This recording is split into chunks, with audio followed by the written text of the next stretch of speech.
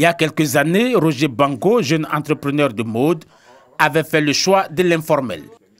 Victime de tracasseries administratives et de difficultés de tous ordres, il s'est finalement résolu à régulariser sa situation. La difficulté que j'avais avant, quand j'étais dans l'informel, c'est que non seulement je n'avais pas accès au marché, c'était difficile, moi par exemple, de faire des prestations, on me demande des factures, je n'en avais pas. Et donc ça me limitait dans tout, ça me limitait dans pas mal de choses.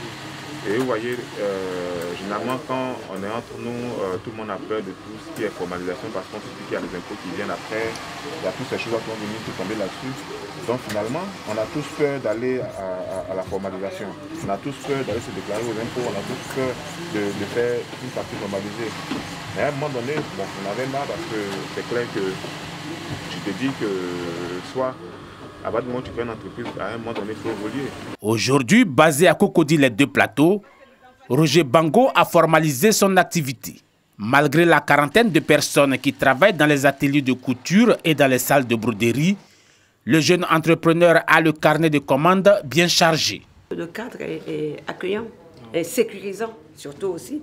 Quand on rentre, on est fier et c'est taillé. Si on te dit taille 42, taille 44, quand même la personne n'est pas là, que tu prends la taille 44, tu vas offrir, la personne porte, ça va. Ça veut dire que c'est du professionnalisme.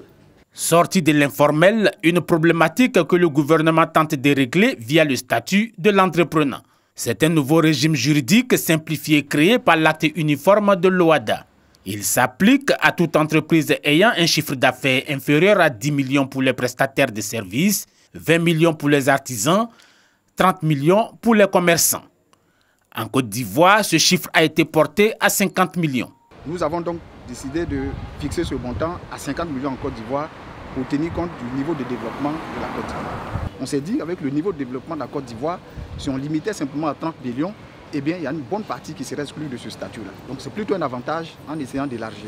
L'opération d'enrôlement a été lancée en février à San Pedro, l'un des centres pilotes avec la ville de Bouaké.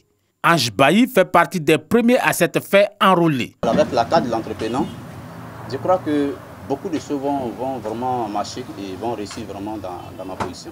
Il s'agit pour ces jeunes opérateurs économiques d'intégrer les circuits formels, non seulement pour se prévaloir des dispositions relatives au droit commercial général, mais surtout profiter des exonérations fiscales qui s'imposent à l'entrepreneur individuel. Il faut qu'on arrive à ramener tout le monde dans ce programme-là, pour que tous les artisans, tous les commerçants qui sont dans ce domaine-là puissent se formaliser, pour que nous tous, on puisse avoir une chaîne de valeur qui roule comme il se doit.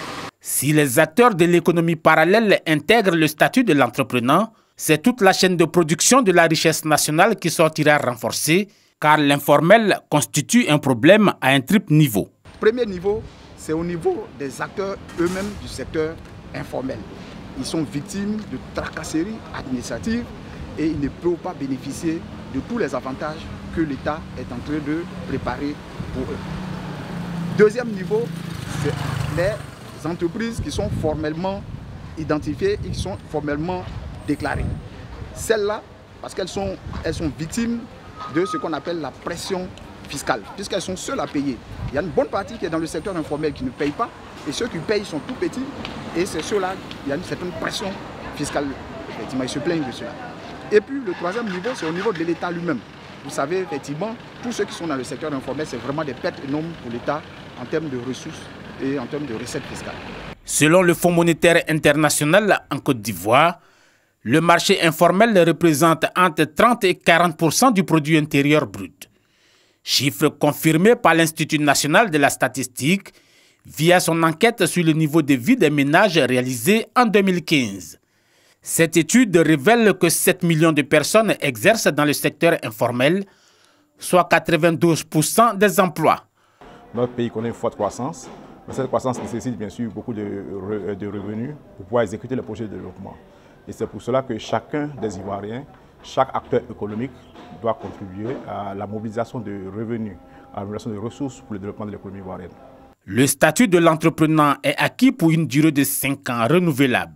Cependant, si le plafond du chiffre d'affaires est dépassé pendant 2 années consécutives, l'entrepreneur doit changer de forme juridique pour continuer son activité.